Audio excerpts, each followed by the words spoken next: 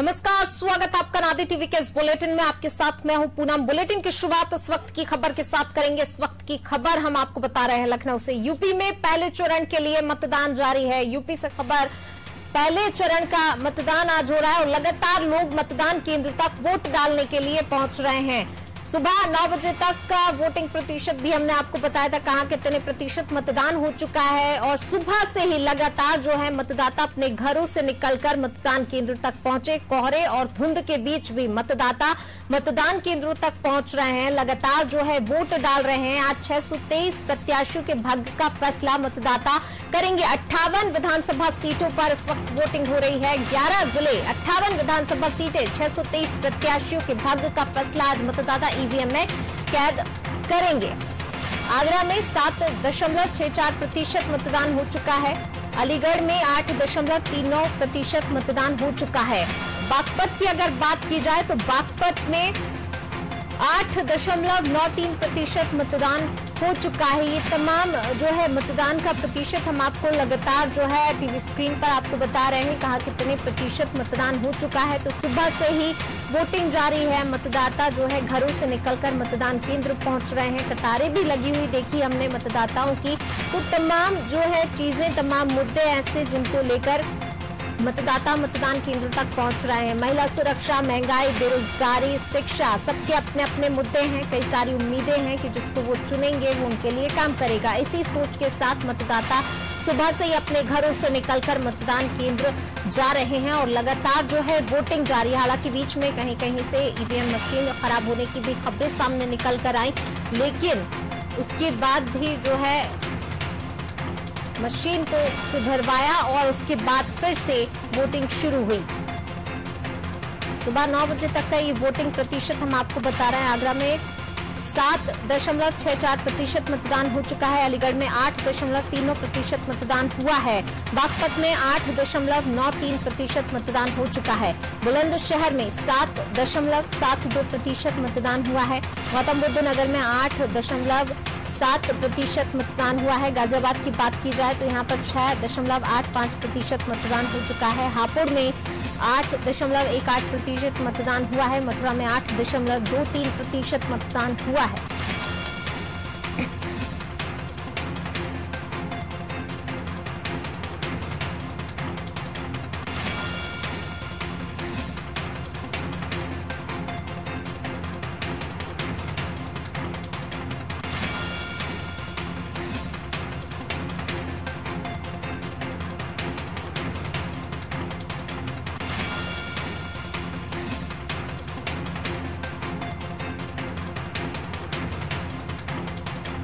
तो ये वोटिंग प्रतिशत सुबह 9 बजे तक का आपको बता रहे हैं, कहाँ कितने प्रतिशत वोट हो चुका है। मेरठ में अगर बात की जाए तो 8.68% मतदान। मुजफ्फरनगर में 7.97% मतदान हुआ है। शामली में 7.67% मतदान हुआ है। तो मुजफ्फरनगर में जाहिर सी बात है अभी तक कम देखा जा रहा है वोटिंग का प्रतिशत। मुजफ्फरनगर से ही आते किसान नेता राकेश टिकैत, तो कहीं ना कहीं किसान आंदोलन का जो है फर्क यहाँ पर यूपी विधानसभा चुनाव में दिखाई भी दे रहा है। शामली की बात करें, यहाँ पर पलायन एक बड़ा मुद्दा है जिसको लेकर लोग मतदान केंद्र पहुंच रहे हैं। इसी मुद्दे को लेकर जो है उनके मन में है कि आने वाले समय में ऐसी स्थितियां ना बने, पलायन रुक सके। तमाम मुद्दे लेकर मतदाता मतदान केंद्र पहुंच रहे हैं।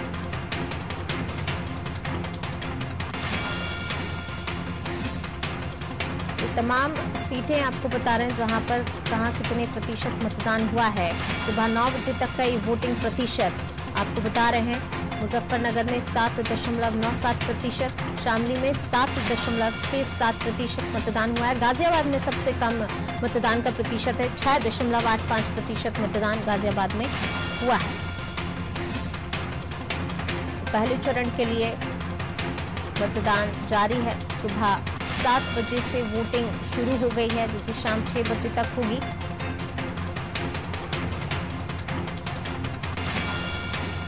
पश्चिमी यूपी में इस वक्त 11 जिलों में वोटिंग हो रही है। 11 जिलों की 58 विधानसभा सीटें हैं, जिन पर 623 प्रत्याशियों के भाग्य का फैसला आज ईवीएम में कैद हो रहा है।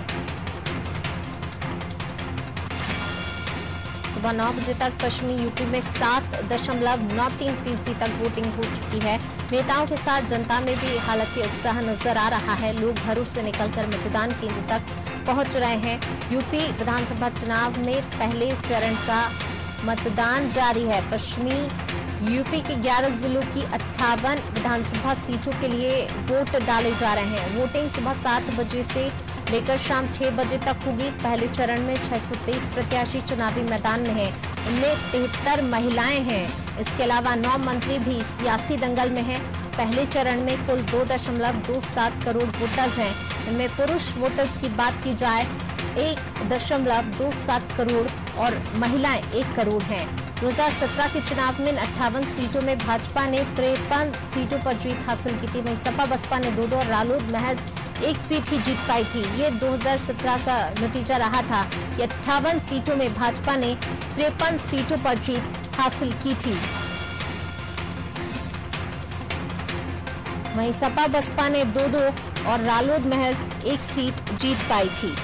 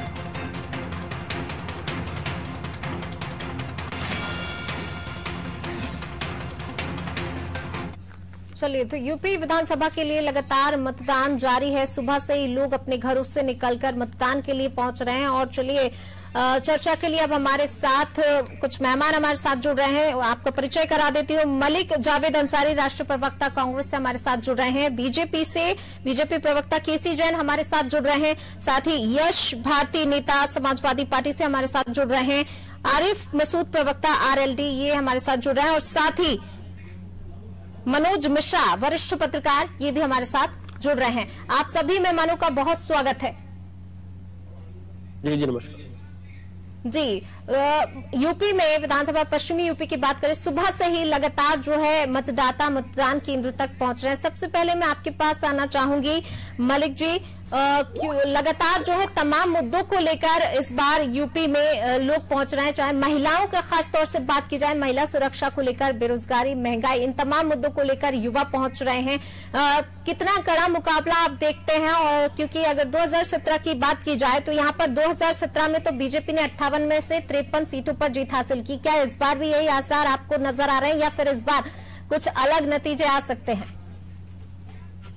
बीजेपी का सूबड़ा साफ होने वाला है और इस पर मोहर लगाई हमारे देश के प्रधानमंत्री जी ने। 2 दिन पहले बिजनौर की रैली को रद्द किया गया क्योंकि प्रधानमंत्री जी भाग गए कि पश्चिम उत्तर प्रदेश में अब भाजपा के पास कुछ बचा नहीं है। यहाँ पर केवल जो टक्कर है अब वो सपा आरएलडी गठबंधन वर्सेस कांग्रेस होने जा रही है। जो यहाँ पे मुद्दे थे वो किसान के साथ जो भाजपा ने ठगी की है, धोखा दिया है, विश्वासघात किया है। बजट में 35,000 करोड़ की सब्सिडी जो फर्टिलाइजर पे दी जा रही थी उसको घटाया गया। मोदी जी ने कहा था कि डबल इनकम हो जाएगी 2022 में और आप देख लीजिए खाद का कट्टा 2000 में बिक रहा है। किसान, बेरोजगार युवा किस तरीके से लामबंद हुए हैं इस चुनाव में, आपको ये 10 तारीख में पता लगेगा। और मैं एक पश्चिम उत्तर प्रदेश की एक बात और बताना चाहूंगा आपको।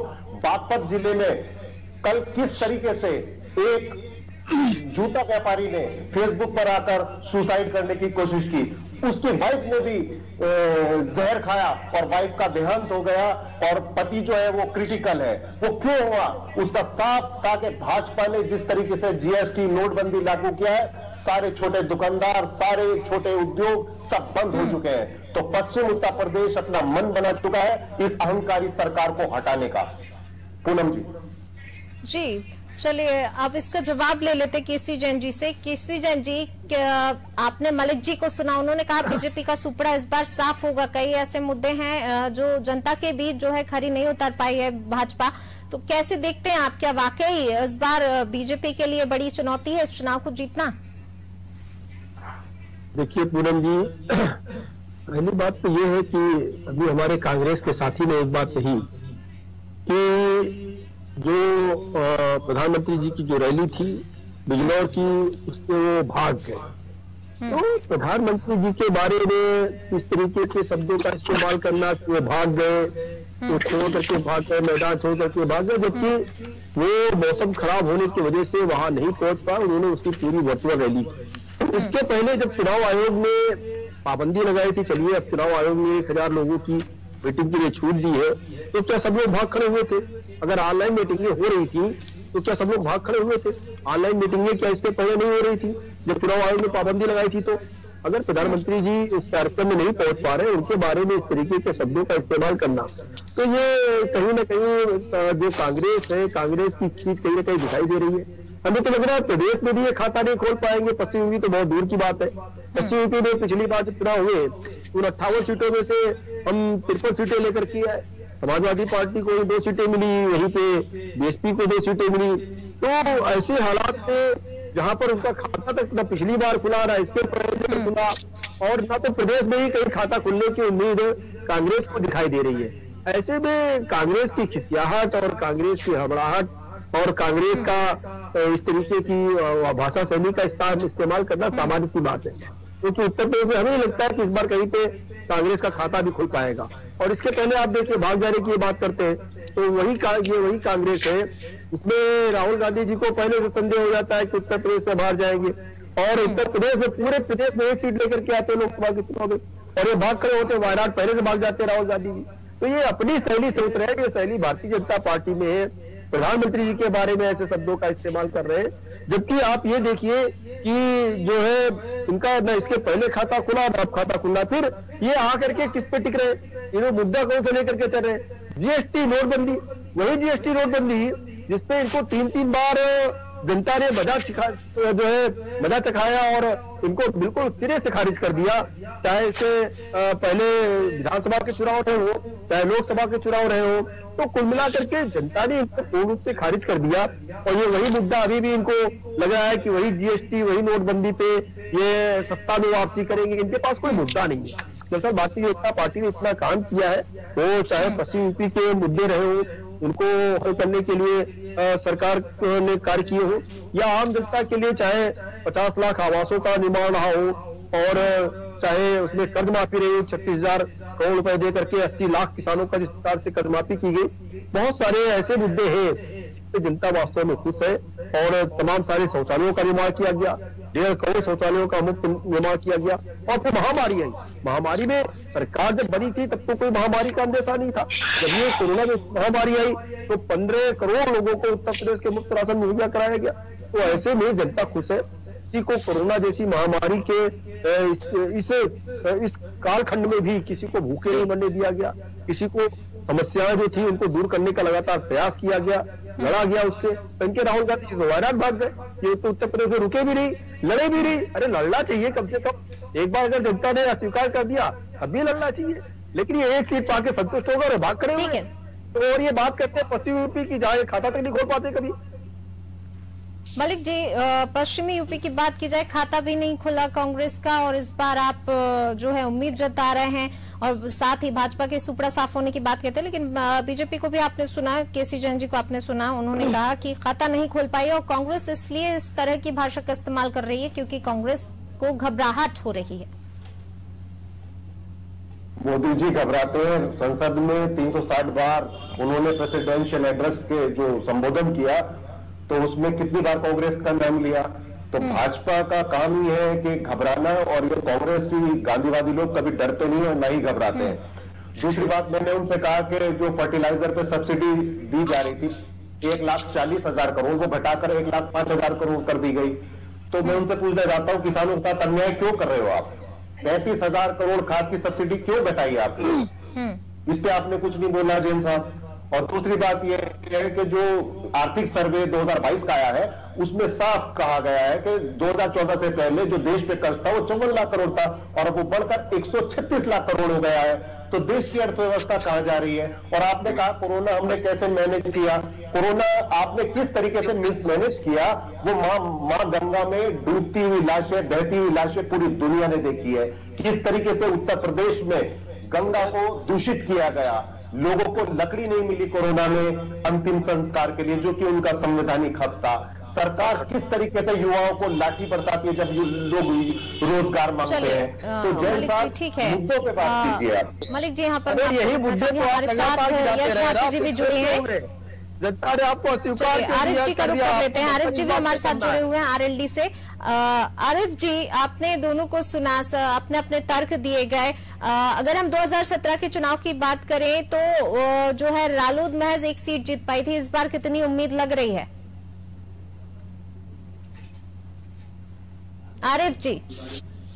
मैडम मैं आपसे जी मेरा ये कहना है मैडम कि देखिए, ये 5 साल अहंकारी सरकार के खिलाफ आज पश्चिमी उत्तर प्रदेश का किसान, नौजवान, मजदूर, बेरोजगार और कोरोना में जिस तरीके से लोगों की नौकरी छीनी गई है, जो लोग बेघर हुए हैं, महंगाई से जो लोग जूझ रहे हैं, ये सब लोग आज पूरी तरह से भारतीय जनता पार्टी के खिलाफ मतदान करने के लिए पोलिंग बूथ पर जा रहे हैं। ये लोग भारतीय जनता पार्टी का सुपड़ा पश्चिमी उत्तर प्रदेश से एकदम साफ होने जा रहा है। ये 58 सीटों पर आने वाले दिनों में आप देखिएगा कि भारतीय जनता पार्टी को मुश्किल से 2-4 सीटें यहाँ से मिल जाए तो आप देखिएगा पूरी पश्चिमी उत्तर प्रदेश में तो ये 10 से 15 सीट में ये सिमट करके रह जाएंगे।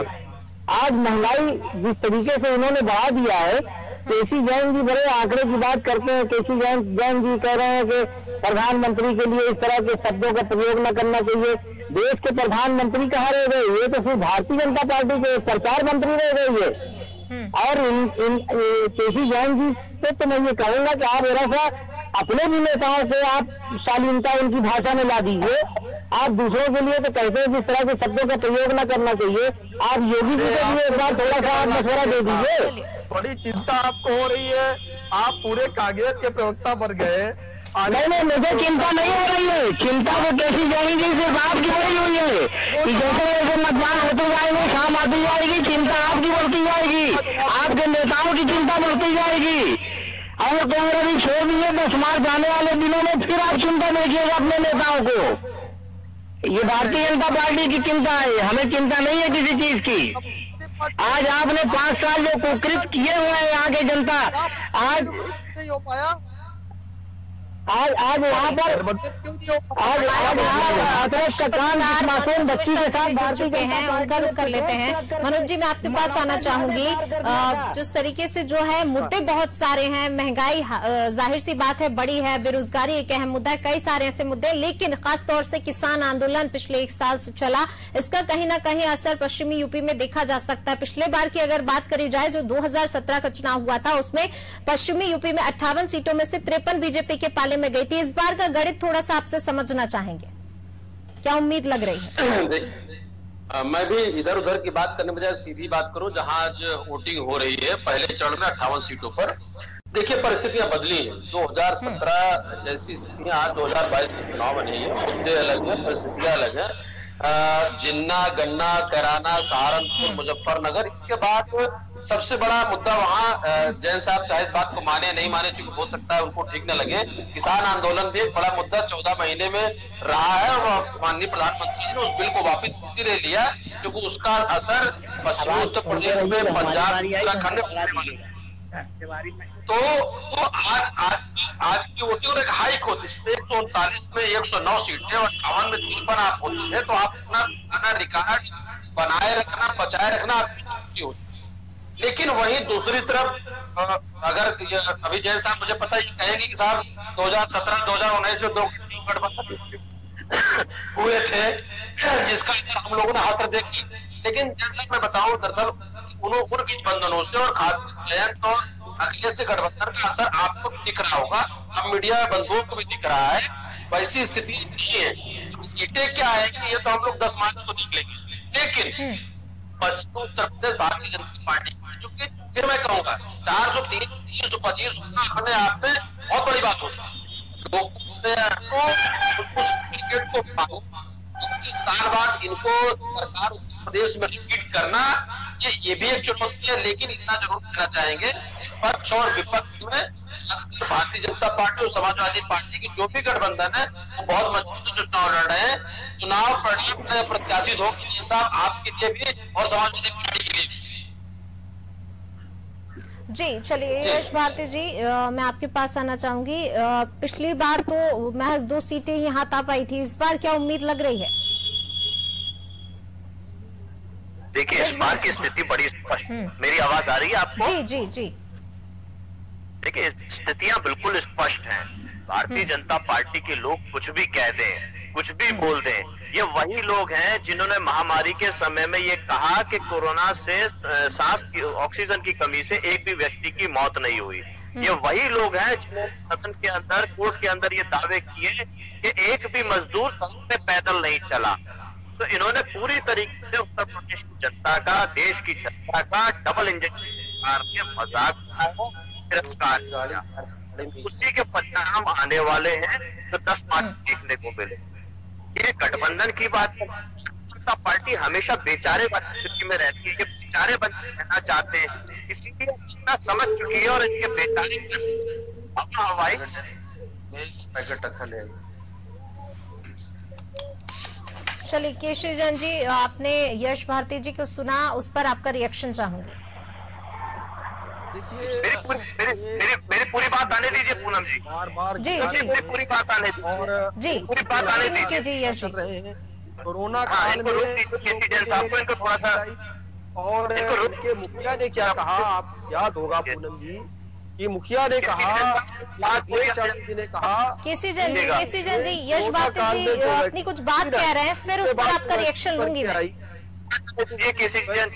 वैक्सीन के बारे में कहा कि ये भारतीय जनता पार्टी की वैक्सीन है। बात आ जाए समाजवादी पार्टी के लोग हैं जिन्होंने मुजफ्फरनगर दंगा कराया। आज जहां पर चुनाव है, मुजफ्फरनगर दंगा ये भी किसी से छुपा हुआ नहीं है। बचाने के लिए 2 जाट समुदाय के भाई हमारे वहां पर जाते हैं और उसका समाजवादी पार्टी के संरक्षण में उनका कत्लेआम कर दिया जाता है, उनकी हत्या कर दी जाती है, और उसके बाद जो दंगा फैलता है वो भी इस बात पर दंगा राज देखा है, जनता ने दंगा राज देखा है, जनता ने अपराधियों का, भूमाफियाओं का कब्जा करते हुए देखा है। जनता ने ये भी देखा है कि कोरोना काल में कैसे घर में दुपक करके बैठ गए, कोई भी बाहर दिखाई नहीं दिया। और कोरोना काल में चाहे सेवा भाव से काम करना रहा हो, आपने देखा होगा कि माननीय योगी जी 3 बार संक्रमित हुए, फिर भी पब्लिक के बीच में जाकर के, एक जिले में जाकर के उन्होंने जनता के बीच में जाकर के काम किया और समाजवादी पार्टी के लोग दुबक करके बैठ गए। आज ये सवाल खड़ा कर रहे हैं कोरोना काल में क्या हुआ, कोरोना काल में क्या हुआ। अरे आपने जिसके साथ पिछली बार गठबंधन किया था वो कांग्रेस पार्टी, जिसकी महाराष्ट्र में सरकार है, उन्होंने अपने वहाँ पूरे के पूरे महाराष्ट्र में, जहाँ पे उत्तर प्रदेश और बिहार का ज्यादा करता है, उसको वहां से पलायन करने का काम किया, उसको वहां से भगाया और हमने 40 लाख लोगों को उत्तर प्रदेश में 1000 रुपए मासिक के हिसाब से उन श्रमिकों को हमने सहयोग किया। साथ ही साथ 20 लाख नए अकाउंट खुले राशन कार्ड के, उनको सहयोग किया गया। क्या बात करते हैं आप। और दिल्ली में दिल्ली सरकार ने भी वहां से भगाया, महाराष्ट्र ने भगाया, जहाँ उत्तर प्रदेश सबसे ज्यादा लेबर रहता है। तब तो आप चुप बैठे थे घरों में, तब तो आपने कांग्रेस के ऊपर कोई सवाल चिन्ह नहीं किया, तब तो आप महाराष्ट्र सरकार को कोई सवाल नहीं लगाया कि वहाँ से आप प्लान कर रहे हैं। यश जी से जवाब ले लेते केसी जी। और आप सवाल खड़ा कर रहे हैं आज आपने तो वैक्सीन पे भी सवाल उठाया, आपने कह दिया भारतीय जनता पार्टी। केसी जैन जी हम यहाँ एक सार्थक चर्चा के लिए बैठे हैं, यश जी की भी प्रतिक्रिया ले लेते हैं।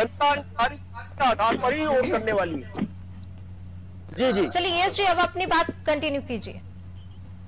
मैम जी, सबसे पहले मेरे सार्थक चर्चा से कोई लेना देना है नहीं, इसीलिए इन्होंने कभी भी ऑल पार्टी मीटिंग किसी गंभीर विषय पे बुलाई नहीं, चाहे वो किसानों के आंदोलन को लेकर के हो, चाहे किसान के बिल को लेकर के हो, चाहे कोरोना महामारी के संबंध में हो।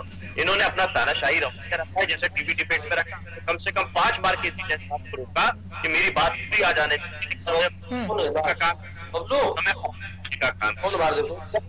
सुन लेते तब जवाब देते। ये महाराष्ट्र पहुंच गए, सरकार इनके उत्तर प्रदेश में है, चुनाव उत्तर प्रदेश में है, उस पर जवाब देने को नहीं है, इसीलिए महाराष्ट्र पहुंच जाएंगे, कहीं दुबई पहुंच जाएंगे, कहीं पाकिस्तान, कहीं चाइना। जब सवाल उन विषय से पूछेंगे तभी कहीं और भाग जाएंगे। तो एक ही बात है, उत्तर प्रदेश से मजदूरों पर मैंने जवाब दिया, वो पलायन करके कहाँ है महाराष्ट्र से मजदूर कहाँ से पलायन करके आ रहे थे?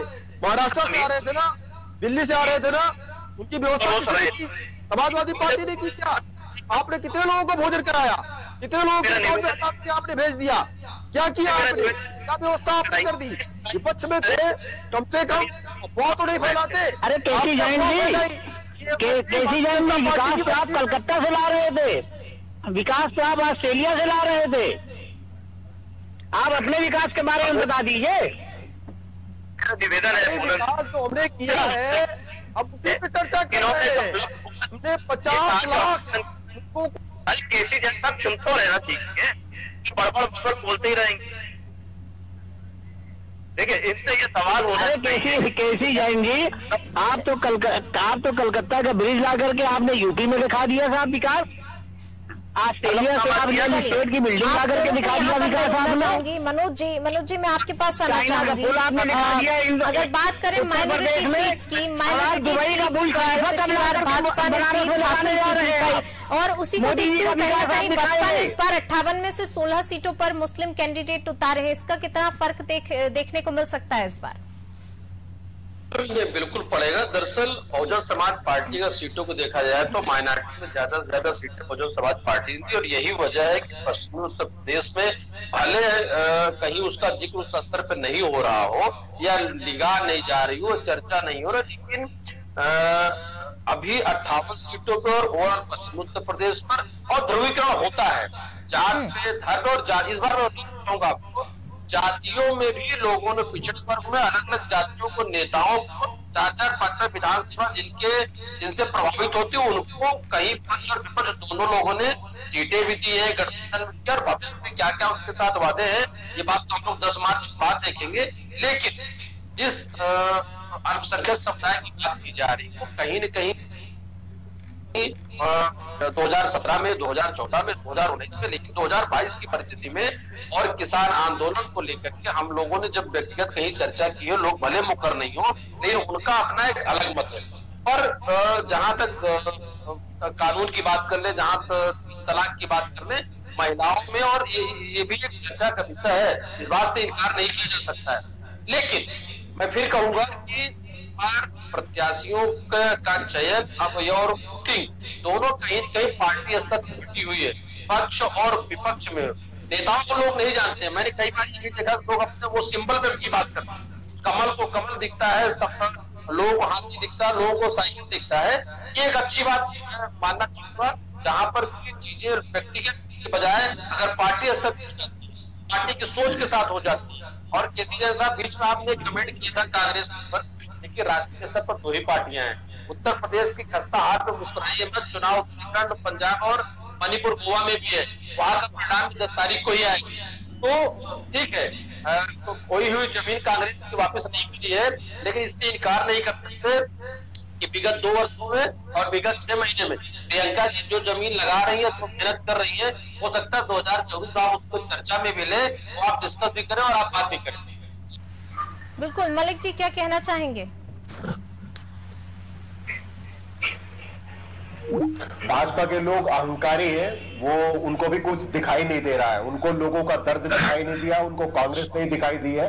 सब दिखेगा 10 तारीख को, जब इनकी सीटें जो 300 से प्लस है और वो 100 रह जाएंगी या 50 रह जाएंगी, तभी नहीं पता लगेगा लोगों ने किस तरीके से उनका विरोध किया है।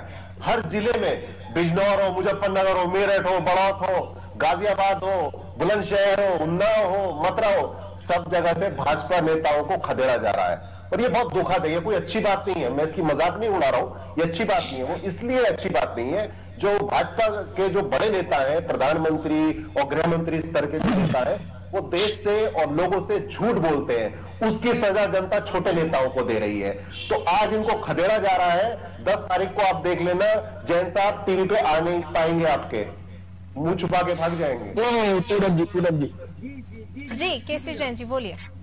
देखिए पूनम, ये जो इनका बड़बोलापन है, इनका बड़बोलापन 2019 के इलेक्शन में दिखाई दे रहा था। ये वही मुद्दे लेकर के आए, नोटबंदी, जीएसटी, और आज इनको लगता है कि नोटबंदी जीएसटी पे जनता इनको साथ में आ जाएगी, जबकि इसी नोटबंदी और जीएसटी को जनता ने सराहा।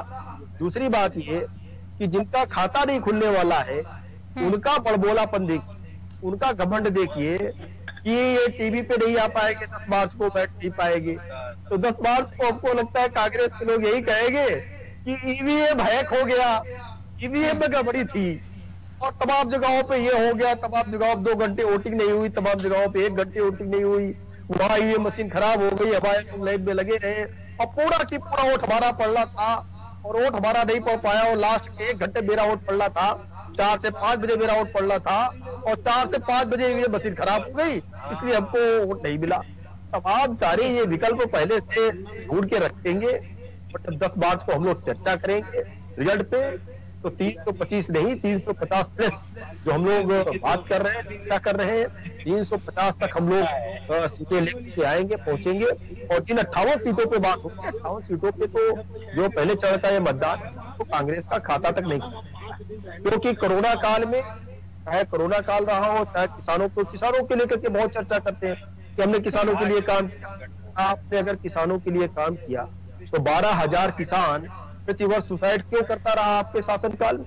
और 10 साल तक आप 10 साल तक जब मनमोहन सिंह जी प्रधानमंत्री रहे तो यही समाजवादी पार्टी आप शासन करती रही, उसके बाद में गठबंधन में आकर के चुनाव भी लड़े, उसके बाद भी तो साफ हो गया। तो आपके विचार, आपने जितना काम किया केंद्र में रहते हुए, समाजवादी पार्टी जितने काम किया उसके बाद में भी ये 50 के अंदर सिमट करके रहे, सफाया क्यों किया? देखिए ये जनता की अदालत है, सबसे बड़ी अदालत है, इसने क्या किया है हम लोग क्या करते हैं, हम लोग अपनी अपनी बात रखते हैं, लेकिन आज का दिन ये पूरा की पूरा हमें लगता है हम लोगों का दिन ना करके पूरे। मुझे भी टाइम दीजिए बोलने का। जी ये अपनी उपलब्धि बताते जाएंगे। चलिए केसी जैन जी, थोड़ा सा समय और भी लोगों को देते हैं। आरिफ जी, मैं आपके पास आना चाहूंगी। आरिफ जी, सपा रालोद का गठबंधन हुआ, 58 में से 43 विधानसभा सीटों पर नए उम्मीदवार उतारे गए हैं। इस बार नए चेहरों पर भरोसा, आखिर क्या वजह रही? अपने पुराने उम्मीदवारों पर भरोसा नहीं था? मैडम देखिए, पुराने और नए उम्मीदवारों की बात नहीं होती है। जो पार्टी के अंदर काम करता है, पार्टी में तरजीह उसी को दी जाती है। कुछ उसमें पुराने भी होते हैं, कुछ उसमें नए भी होते हैं, तो ये पुराने और नए का कोई प्रश्न ही नहीं उठता है। नेता जिसको सक्षम समझता है उस विधानसभा पर उसकी मेहनत देखता है, नेता उसी को उस विधानसभा का उम्मीदवार बनाता है। तो ये पुराने और नए का मसला ना हमारी पार्टी में है और ना ही ऐसा होना, ना ही ऐसा। आप देखिए, मेरा कहना ये है कि आप ये देखिए कि भारतीय जनता पार्टी की सरकार, केसी जैन जी बैठ करके अपनी कितनी उपलब्धि बता रहे हैं। मैं इनसे पूछ रहा हूँ कि आप तो विकास की बात कर रहे हैं, आप महिलाओं के सिक्योरिटी की आप बात कर रहे हैं, क्या हाथरस का वाकया जो है सब भूल जाएंगी? क्या सारी महिलाएं भूल जाएंगी जिसमें आपने पूरी मानवता की हदें पार कर दी थी? उस मासूम बच्ची के साथ एक तो बलात्कार हुआ, उसको आपने पूरे परिवार को उसका शव न दिया, आपने पेट्रोल डाल करके उसको जला दिया। ये सारी मानवता की हदें भारतीय जनता पार्टी ने पार कर दी थी। इसको कैसे पश्चिमी उत्तर प्रदेश के पूरे आपने 376 के मुलजिम को टिकट दिया है, आपने 376 को टिकट दिया है और आप अपने लोगों को आप गठबंधन है, अपराध मुक्त की बात कर रहे हैं और मंच के आप शोभा बढ़ा रहे हैं। आपको पालने पोसने वाली पार्टी सवाल खड़ा कर रही है भारतीय जनता पार्टी के ऊपर। आपके वहाँ पे अरे अब ये भारतीय जनता पार्टी अपराधियों की टोली है। इसमें उत्तर प्रदेश के मुख्यमंत्री से लेकर के उप मुख्यमंत्री तक सब संगीन धाराओं में लिप्त हैं। अपने आप को जेल से बचाने के लिए इन लोगों ने संविधान कि धजिया उड़ के अपने केस को वापस करा दिया। शर्म आनी चाहिए आपको, ट्रायल बेस पर जाना चाहिए। जनता में अगर आप पूछ रहे थे, जनता में अपनी स्वच्छ छवि को लेकर के आना चाहिए। आप बहुत बड़े अपराध मुक्त की बात कर रहे हैं। आप मोहम्मद अपराधों में लिप्त आपकी पार्टी टेनी जी क्या कर रहे हैं? ऐसे ही के नामी को आप क्रिकेट खेल रहे हैं। बहुत बड़े अपराध मुक्त की बात करने चले हैं। पूरे देश की, प्रदेश की जनता को आप मैं बीच में रोकना चाहूंगी। मनोज जी, मैं आपके यहाँ पर जो है आरिफ जी ने एक महिला सुरक्षा की बात कही है, ताकि एक बहुत बड़ा मुद्दा यहाँ पर यूपी में कह सकते हैं महिला सुरक्षा को लेकर है। और जब मतदाता मतदान केंद्र तक पहुंच रहे थे, महिलाओं से जब बात करी तो महिलाओं का भी यही था, उनके ध्यान में एक ही मुद्दा है जिसको लेकर वो मतदान केंद्र तक पहुंच रही, महिला सुरक्षा। नहीं, देखिए मैं आपकी सवाल से मुझे लगता है 100% सहमत हूँ। और जब 21वीं सदी में और देश को 75 साल और हम अमृत महोत्सव मना रहे हैं, तो कम से कम जो आधी आबादी या हमारे परिवार का हिस्सा है, हमारी बेटी है, हमारी बहन है, अगर वो कश्मीर से कन्याकुमारी तक कहीं सुरक्षित नहीं है, तो पूरे देश पे और खासकर उत्तर प्रदेश पे, जो हम इस प्रदेश से हैं, अगर ऐसी दुर्दांत घटनाएं होती तो शर्मनाक भी है। और ऐसे कड़े कानून बिना किसी पार्टी के को देके देने चाहिए, जिससे कि दोबारा उससे कैसा कृत करने से लोग कांपे।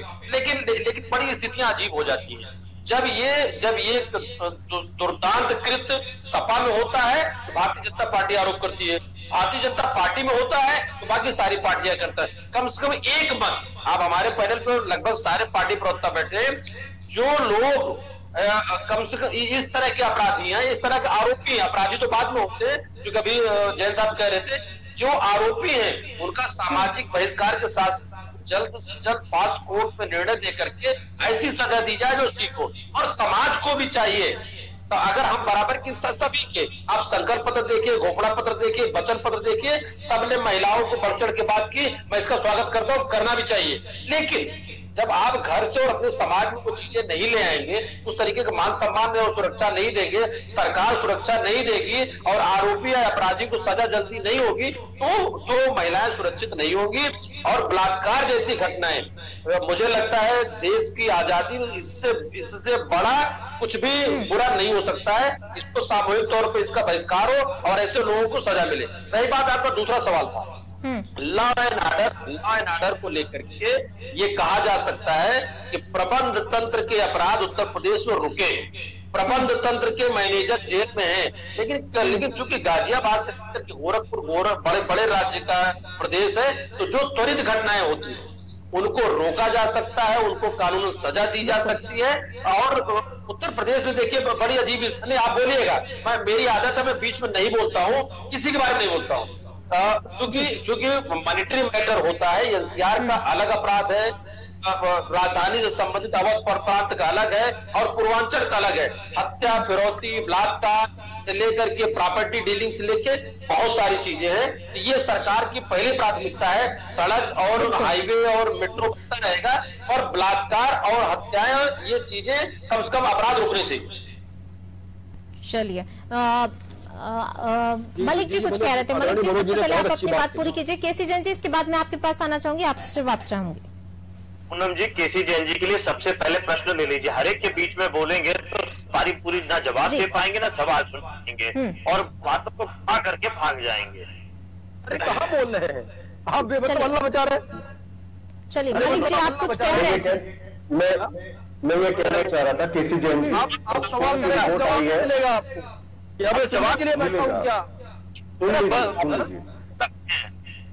मैं तो अपनी बारी पे बोल रहा हूँ, केवल जब मुझसे कहा जाता तब मैं बोल रहा हूँ। आप पता नहीं कहाँ से बना हुए माइंड में सबके बीच में बोलते हैं, सभी के बीच में बोलते हैं ना। आप बातें बोल ही रहे लगातार बात कर रहे हैं, आप गलत बात कर रहे हैं। आप बोल रहे आप अपनी एक एक करके अपनी बात रखिएगा, एक एक करके अपनी बात रखिएगा। मलिक जी कुछ कह रहे थे, सबसे पहले अपनी बात सुन लेते हैं। यश जी, फिर मैं आपके पास आऊंगी। सुनने के बाद बोल रहा हूँ, आप तो बोल भी रहे हैं, मलिक जी बोल रहे हैं, हम कह रहे हैं ना आप दोनों गठबंधन कर लेना चाहिए। गठबंधन क्यों नहीं कर लिए भाई? बड़ा आपको लगता है? चलिए यहाँ पर आप सभी को मैं रोकना चाहूंगी। इस वक्त की खबर का सबसे पहले रुक कर लेते हैं। आप सभी को मैं यहाँ पर रुकना चाहूंगी। इस वक्त की खबर, शामली से पहले चरण के लिए वोटिंग जारी है। समाजवादी पार्टी ने आरोप लगाया है। शामली से खबर आपको बता रहे, सपा का आरोप, गरीब वर्ग के मतदाताओं को धमकाने का आरोप सपा ने लगाया है। शामली से खबर, कैराना विधानसभा के ढूंढखेड़ा निर्वाचन आयोग से निष्पक्ष मतदान कराने की अपील की गई है। तो गरीब वर्ग को धमकाने का आरोप सपा की तरफ से लगाया गया है। शामली से खबर आपको बता रहे हैं, पहले चरण के लिए लगातार वोटिंग हो रही है। कैराना विधानसभा के ढूंढखेड़ा गांव का ये मामला, निर्वाचन आयोग से निष्पक्ष मतदान कराने की मांग, सपा ने ट्वीट कर ये आरोप लगाया है। तो गरीब वर्ग के मतदाताओं को धमकाने का आरोप लगाया जा रहा है सपा द्वारा से। शामली से खबर। चलिए यश जी, सबसे पहले मैं आप ही के पास आना चाहूंगी। अब जो वोटिंग चल रही है, लेकिन इसी बीच सपा की तरफ से आरोप लगाया गया है गरीब वर्ग के मतदाताओं को धमकाया जा रहा है। देखिए पूनम जी, निश्चित ही तौर पर सत्ता प्रशासन का दुरुपयोग हो रहा है और उसी का हम सवाल उठा रहे हैं और चुनाव आयोग से अपील कर रहे हैं। हमारे भारतीय जनता पार्टी के साथी अभी मजाक बना रहे थे चीज का कि देखिए सवाल आने लगे। सत्ता से चुनाव आयोग से नहीं निवेदन करेंगे तो कैसे निवेदन किया जाएगा? ये वही लोग हैं भारतीय जनता पार्टी के जो ईवीएम के ऊपर पे किताब छापते हैं और लोगों के बीच में बांटते हैं। कंप्यूटर लोग लेकर के ये सड़क पे घूमते थे और बताते थे कि ईवीएम कैसे हैक हो सकती है। आज हैकिंग करके उसका उपयोग करने की बात आती है तो ये भाग जाते हैं। अब सवाल नहीं करते हैं क्योंकि सत्ता में बैठ गए हैं, लेकिन जब विपक्ष में थे तो भारतीय जनता पार्टी से ज्यादा किसी ने ईवीएम पर सवाल नहीं किए। वीवीपीएट लेकर के आए तो आज पूरे क्षेत्रों में वीवीपीएट ना देने का काम भारतीय जनता पार्टी की सरकार ही कर पाई है। नाकामयाबी है इनकी कि चुनाव अगर निष्पक्ष नहीं उस पर सवाल उठाए जा रहे हैं तो ये सत्ताधारी दल कामयाबी है जो रहने के बाद भी एक अच्छी बेहतर प्रशासनिक व्यवस्था नहीं दे पाई है। और इस पर सवाल उठता है तो ये सवाल करने वाले को गुनहगार बना देते हैं। तो मैंने कहा तो ये कह रहे गठबंधन कर लीजिए। अरे आप सत्ता में आपसे सवाल नहीं करेंगे तो क्या कांग्रेस पार्टी से सवाल करेंगे? क्या हम बहुजन समाज पार्टी से जाकर सवाल करेंगे? सत्ता की जिम्मेदारी आप सत्ता से हट जाएंगे, आपसे कोई सवाल नहीं करेगा। आप कांग्रेस जैसे राजनीति अरे सवाल करेंगे तो मैं जवाब दूंगा। मैं तो ये बता रहा हूँ ना, आप कह रहे हैं सबके बीच में बोल रहे हैं, सब लोग सवाल तो सत्ता से ही करेंगे। तो आप उसको नोट कर लीजिए, आप उसका जवाब दीजिए। व्यक्ति को मुझे जवाब भी देना पड़ेगा ना, और आप बीच में बोले चले जा रहे हैं। हमें तो जवाब देना पड़ेगा ना। पूनम जी, मेरा ये कहना है सभी को मौका दिया जा रहा है, सभी को मौका दिया जा रहा है। हंसी उड़ा रहे, हंसी और दिल्ली में नहीं उड़ा रहा हूँ। आपने जो समाजवादी पार्टी ने सवाल उठाया, इसकी तो हमने अभी पहले ही कहा पूनम जी से कि देखिए अभी आपको चुनाव भी नहीं हुए, अभी आप कह रहे हैं चिल्लाने लगे, यानी कि हार आपने पहले स्वीकार कर ली है ना। चलिए मनोज जी यहाँ पर मैं आपके पास आना चाहूंगी जी। नाम बदलने वाले लोग, इनके मुख्यमंत्री ने नाम बदला, इनके प्रदेश अध्यक्ष उन्होंने अपना नाम बदला, जिनका पहले कांग्रेस सिंह नाम हुआ करता था स्वतंत्र सिंह नाम हो गया उनका। पूरी सरकार नाम बदलने के अलावा इनकी कोई उपलब्धि नहीं है। हर जगह नाम बदल तो यही इनका विकास होता है, गुमराह करना इनका विकास होता है। दूसरों के तानाशाही रवा के रवैया करना, मुकदमा लगा देना, लाठी चलाना, ठोक देना, यही इनका मुकदमा है। पूरे मनोज जी कुछ बोल रहे हैं। मनोज जी को बोलने देंगे, दूसरे पे आप बोलते रहते हैं। सवाल ले लीजिए, मुझे दूसरे चैनल में जाना मेरा अनुरोध होगा, मुझसे सवाल ले लीजिए। जी मनोज जी, बिल्कुल आपने भी जिस तरीके से सुना, अभी हम अपराधों पर लगाम लगाने की बात कर रहे थे, सरकार की प्राथमिकता में होना चाहिए। अब इसी बीच खबर निकल कर आती, गरीब वर्ग के मतदाताओं को अब धमकाने का आरोप सपा की तरफ से लगाया गया है, धमकाया जा रहा है गरीबों को। अब देखिए पहले भले शांति हो, लेकिन आज मतदान का दिन है, पहले चरण का आज मतदान हो रहा है, इसी बीच उस तरीके की खबरें। मुझे लगता है कि देखिए कमजोर और गरीब वर्ग को बचाने के, उनको ठीक ठाक करने की, उनको नौकरी देने की, उनको विकास में जोड़ने की लगभग सभी पार्टियां बात करती हैं, पर जहां व्यक्तिगत स्वार्थों की बात आती है, इस तरह की छिटपुट घटनाएं हमको आपको सुनने में भी आएंगी और दर्ज भी होगी। दूसरी बात मैं और कहना चाहूंगा, बहुत अच्छी बात आपने की, जिस तरीके से फ्री के फंडे इस बार अपनाए जा रहे हैं। देश का एक राज्य है तमिलनाडु, जहां पे विगत कम से कम 15-20 वर्षों में लगातार स्वर्गीय जयललिता जी या करुणानिधि जी वहां फ्री के फंडे में टीवी, साइकिल, फ्रिज देते रहे और आज वो प्रदेश की माली हालत क्या है हमसे छुपी नहीं है। तो पार्टियां दे, सरकारें बनेंगी, पर बजट का ध्यान रखें। दूसरी बात, बीच में एक और चल रहा था, ईवीएम का जिक्र सभी करते। देखिए जैन साहब, बंगाल का चुनाव था तो मंच से पार्टी प्रवक्ताओं ने किसी ईवीएम पर कोई आरोप नहीं किया, लेकिन जो कार्यकर्ता थे, जब वहां पर वोटिंग शुरू हुई है, लगभग सभी तो पे कह सकते हैं या सभी चरण वोटिंग में भारतीय जनता पार्टी के कार्यकर्ता ये कहते नजर आए थे कि साहब ईवीएम में चीटिंग की जा रही है, वहां के निर्वाचन अधिकारी जो भी लोग हैं, तो ईवीएम का मुझे लगता है कि 9वें चरण की ईवीएम इस बार इंट्रोड्यूस हुई है। तो ईवीएम की बातें जब भी हो, चुनाव आयोग करे, सभी लोग करे, सुधार करे, लेकिन चुनाव के परिणाम के बाद ईवीएम की बातें नहीं हो तो बेहतर होगा। जी चलिए, अब इस वक्त की खबर का रुख कर लेते हैं। मैं आप सभी के पास वापस लौटूंगी। मुजफ्फरनगर से हमें खबर मिल रही है, बसी गांव में फर्जी मतदान पर हंगामा हुआ है। बीजेपी प्रत्याशी उमेश मलिक ने हंगामा किया है। एक नाम की 2 महिला वोटों को लेकर हंगामा किया गया है। बीजेपी प्रत्याशी ने एसएसपी से फोन पर इसकी शिकायत की है। बुढ़ाना विधानसभा के बसी कला गांव का ये मामला सामने आया है। बसी कला गांव में फर्जी मतदान पर हंगामा हुआ है। तो अब इस तरीके की खबरें भी लगातार सामने निकल कर आ रही हैं। कहीं धमकाने के आरोप लग रहे हैं, कहीं फर्जी मतदान पर हंगामा हो रहा है। बीजेपी प्रत्याशी उमेश मलिक ने हंगामा किया। एक नाम की 2 महिला वोटों को लेकर हंगामा हुआ है। फर्जी मतदान पर हंगामे का मामला सामने आया है।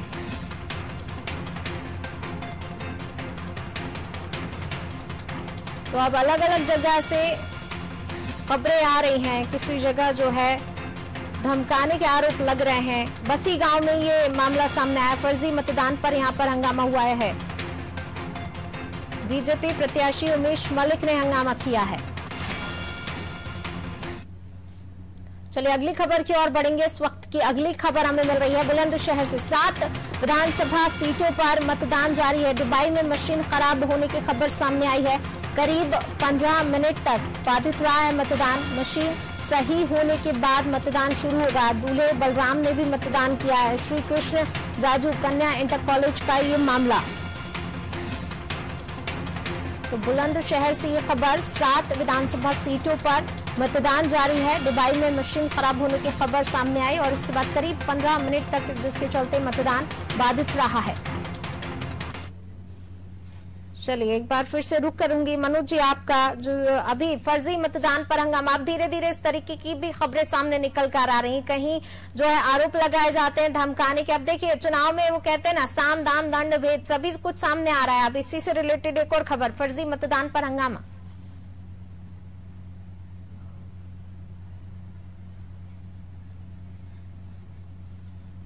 मनोज जी, चलिए लगता है कुछ टेक्निकल प्रॉब्लम के कारण मनोज जी का संपर्क नहीं हो पा रहा है।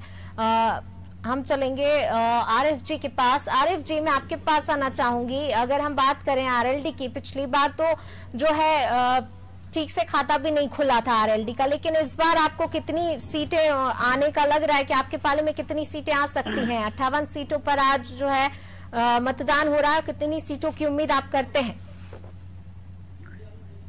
देखिए उमा जी, मैं आपसे बताऊं, आपने अभी जब पिछली बार भी मुझको आपने बोलने का मौका दिया तो आपने कहा कि पिछली बार खाता नहीं खुला था। फिर आपने कहा, अब मैं पहला प्रश्न का जवाब आपका दे रहा हूं कि पिछली बार देखिए क्या हुआ था चुनाव में 2017 में।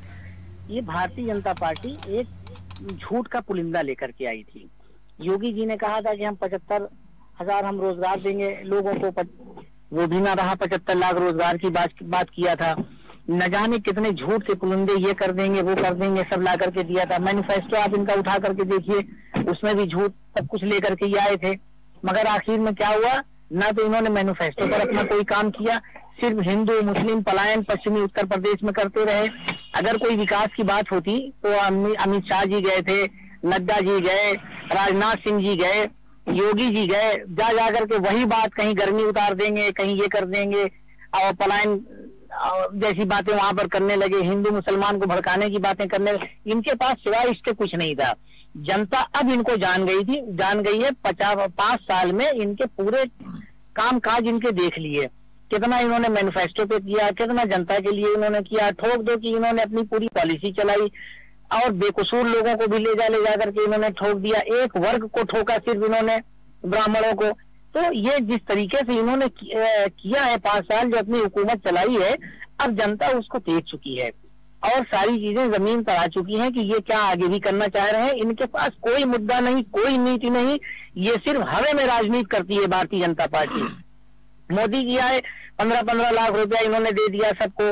मोदी जी आए, इन्होंने न जाने क्या क्या दे दिया। तो इस तरीके से जनता ने विश्वास जयंत चौधरी पे किया, जनता ने विश्वास जल्दी खोल दे, देख लो भाई, कह दो डिबेट कर रहे हैं, 2 मिनट रुक जाए। हाँ, जनता ने विश्वास किया अखिलेश जी पर, जनता ने विश्वास किया जयंत चौधरी जी पर, और आज पूरी पश्चिमी उत्तर प्रदेश की जनता जो है वो खड़ी हुई है अखिलेश जी के साथ और जयंत चौधरी जी के साथ। आज हर ब्रजवासियों के दिलों में जयंत चौधरी जी बसते हैं और अखिलेश जी बसते हैं।